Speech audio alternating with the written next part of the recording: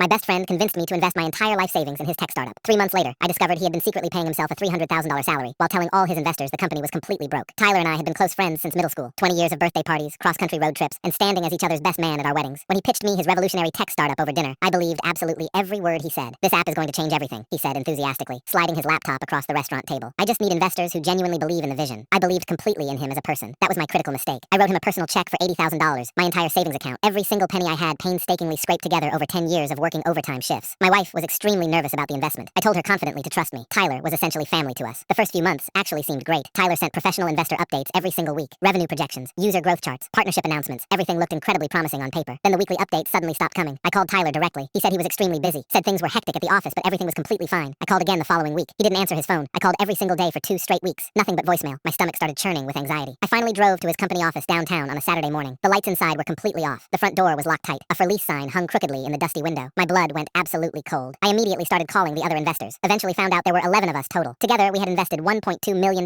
combined in Tyler's company. None of us had heard a single word from Tyler in almost 3 weeks. One of the investors happened to be a professional forensic accountant. He generously offered to dig into the company's financial records for free. What he uncovered made me physically sick. Tyler had been quietly paying himself a $300,000 annual salary starting from day one, plus a generous $150,000 signing bonus when the company was formed, plus monthly expense reimbursements averaging $8,000. The company had never made a single dollar in actual legitimate revenue. Every chart and projection he showed us in those slick presentations was completely fabricated from scratch. He had been living in a luxury penthouse apartment downtown, driving a brand new Porsche, taking extended vacations to Italy and France, all entirely funded by money we trusted him with, while simultaneously telling us the company was struggling financially and desperately needed more investment just to survive. I decided to confront him directly at his penthouse apartment the next day. Brought 2 other investors with me as witnesses. Tyler answered the door wearing an expensive silk robe. "Guys, come on in. I can explain absolutely everything," he said, with that same charming, confident smile he always had. "Explain the $300,000 salary you've been hiding," I said flatly. His smile flickered noticeably. "That salary was properly approved by the board of directors. You are the board, Tyler. You appointed yourself and approved your own salary using our money." He tried to close his apartment door. One of the other investors quickly blocked it with his foot. "We're going directly to the police," I told him calmly, "and the SEC, and every single news outlet that will listen to our story." His face finally changed completely. Real fear replaced the practiced charm. "Listen, we can definitely work something out here. I'll pay everyone back eventually. I just need some more time. You had plenty of time. You spent it vacationing in Europe on our money." We filed a detailed police report that same afternoon. The SEC opened a formal investigation the following week. They immediately froze all his bank accounts, seized his Porsche from the parking garage, evicted him from the penthouse within 30 days. The criminal trial finally happened 8 months later. Tyler's defense lawyer tried desperately to claim he was just a bad businessman who made honest mistakes, said he never actually intended to defraud anyone. The jury carefully reviewed the fabricated revenue charts, the forged user data, the secret $300,000 salary he deliberately hid from investors in every presentation. They convicted him on all fraud charges in just 4 hours. The judge sentenced him to 6 years in federal prison, ordered full restitution to all 11 victims. I eventually recovered $67,000 of my original $80,000 investment. Not everything I lost, but most of it. My wife forgave me eventually, said she understood I was just trying to help someone I considered a brother. Last month, Tyler's wife sent me a long, apologetic message, said he was deeply ashamed of what he did to all of us. I never responded. Some friendships simply aren't worth saving. 20 years of trust, gone in 3 months of pure greed.